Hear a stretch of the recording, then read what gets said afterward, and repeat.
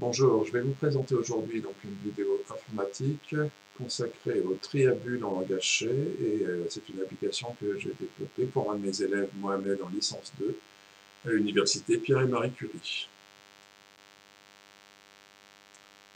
Donc, on va voir le déroulement d'un tri à bulles en décomposant les choses par plusieurs étapes. Donc, de façon tout à fait expérimentale, dans une première étape, on va distribuer une série de 5 chiffres au hasard, puis les trier manuellement pour obtenir progressivement une liste triée.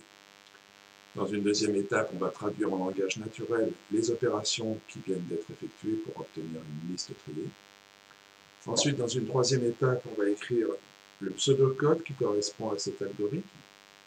Et vous voyez comme ça les différentes strates qui mènent de l'expérience jusqu'au code en langage C. C'est dans la quatrième étape qu'on va écrire le code en langage C qui traduit cet algorithme.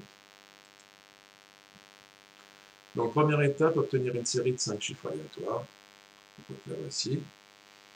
19, 7, 8, 6. Comment on procède manuellement pour vraiment décomposer le tri? En partant de la gauche, on s'aperçoit que 10 et 9, il faut les permuter, puisque 10 est plus grand que 9.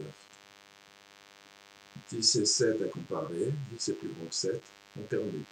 On compare 10 et 8, toujours en faisant glisser la bulle de gauche à droite. On compare 10 et 8, on va permuter 10 et 8.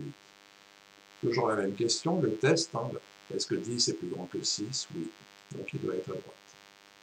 Donc là, on vient d'effectuer un premier passage complet, et on a la série nouvelle 9, 7, 8, 6, 10. On repart à la première occurrence, à la première colonne. On compare 9 et 7, 9 est plus grand que 7, on doit permuter. 9 est plus grand que 8, on doit permuter. 9 est plus grand que 6, on permute. Est-ce que 9 est plus grand que 10? Non, donc il est à sa place. On vient de finir le deuxième passage complet. On revient à la première colonne, on compare 7 et 8, qui sont bien dans l'ordre, donc on laisse en place. On compare 8 et 6, il faut permuter. Et on arrive à une série 7, 6, 8, 9, 10, puisque 6, 9, 10 est bien trié. On a terminé notre deuxième passage, et on arrive ici. On compare 7 et 6, on permute 7 et 6, on obtient 6, 7, et derrière, les chiffres sont déjà triés. Donc ça termine. Donc vous avez vu, en fait, si on essaye maintenant simplement par une description naturelle, qui n'est pas encore ni le pseudocode ni le code, c'est pour vous montrer en fait qu'il suffit de bien décomposer les tâches qui viennent d'être effectuées, avec une traduction au plus près du langage naturel. En résumé, qu'est-ce qu'on a fait? On a fait la chose suivante. On a répété pour chaque ligne la commutation de deux nombres successifs en réduisant la taille de la ligne, qu'on peut appeler aussi vecteur, de 1 à chaque passage complet de la ligne, jusqu'à ce qu'il n'y ait plus d'échange, soit en anglais et en langage C, à faire entre deux nombres consécutifs. Ça arrive dans le cas où la ligne est parfaitement triée ou bien réduite à une longueur de 1. Alors, résumons maintenant quel est le principe de base du tri à bulles. L'algorithme, en fait, parcourt la liste, il compare les couples d'éléments successifs. Lorsque deux éléments successifs ne sont pas dans leur croissant, ils sont échangés. Après chaque parcours complet de la liste, vous l'avez vu, l'algorithme recommence l'opération. Lorsqu'aucun échange n'a lieu pendant un parcours, cela signifie que la liste est triée, donc l'algorithme peut s'arrêter. Qu'est-ce qu'on appelle donc le tri à bulles? Tri par propagation. C'est un algorithme de tri qui consiste à faire remonter progressivement les plus grands éléments d'un tableau, comme les bulles d'air remontent à la surface d'un liquide. Le tri à bulles est souvent enseigné en tant qu'exemple algorithmique, car son principe est simple. On a une autre façon de résumer l'algorithme de base. Il parcourt le tableau, il compare les couples d'éléments successifs. Lorsque deux éléments successifs ne sont pas dans l'ordre croissant, ils sont échangés. Après chaque parcours complet du tableau, l'algorithme recommence l'opération. Lorsqu'aucun échange n'a lieu pendant un parcours, cela signifie que le tableau est trié.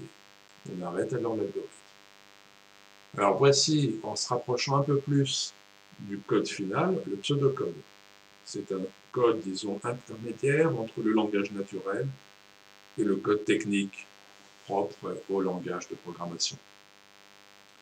En pseudocode, on pourrait résumer les choses comme ça par une procédure qu'on appellerait tribule, qui dépend à la fois du tableau et de l'entier correspondant à la taille de ce tableau. Donc on va répéter tant qu'il y a un échange effectué, en initialisant l'échange effectué à faux, une boucle qui va de 0 à n-2, tant que l'élément précédent est plus grand que l'élément suivant, on échange l'élément précédent et l'élément suivant, et on affecte la valeur vraie au booléen échange effectué. Voici finalement le code en langage C, la traduction avec toutes les étapes qui ont été décrites. On pourrait, donc là évidemment je m'adresse à des gens qui ont déjà une initiation en langage C, mais je vais quand même un peu décrire les différentes syntaxes. Donc on pourrait en tout cas résumer ce tri par une procédure, on dira ici plutôt une fonction qui s'appelle tribule, qui dépend du vecteur dont je parlais tout à l'heure, qui est en fait la succession des chiffres, et du tableau composé par l'ensemble des lignes issues de ces vecteurs. On a vu d'un booléen, c'est-à-dire une variable qui peut prendre uniquement la valeur true ou false, vrai ou faux, qu'on appelle tab en ordre ici. On a initialisé aussi une variable taille à la taille du tableau, taille égale tab size du tableau. Et voilà en fait la traduction en code C, langage C, de l'algorithme précédent. Tant qu'on n'a pas la table en ordre, on va initialiser la table en ordre à vrai, et on va faire une boucle jusqu'à la taille -1 du vecteur. Pour toutes ces lignes, on va comparer les deux éléments consécutifs ici. Si toujours l'élément précédent est plus grand que l'élément suivant, on fait un swap des deux éléments. On les commute, autrement dit, et on initialise en fait la table en ordre, on va l'affecter en fait à faux. Une fois qu'on est passé complètement dans le passage complet, on décrémente la taille du vecteur et on revient à la boucle. Voilà en fait le code du langage C qui correspond à un tri à bulles. Donc pour rappeler simplement la syntaxe propre au langage C, vous avez vu que ici c'est une fonction qui reçoit des paramètres en entrée mais qui ne renvoie pas de valeur particulière, donc elle est précédée de void. Sinon on peut dire que ce qui est propre au langage C, c'est ici le format d'une boucle while. Tant qu'une certaine condition est réalisée, on effectue un ensemble d'instructions. Ici aussi, on a un exemple de boucle for, avec ici la syntaxe propre au langage C, une initialisation, une incrémentation ici avec i++, et une condition d'arrêt.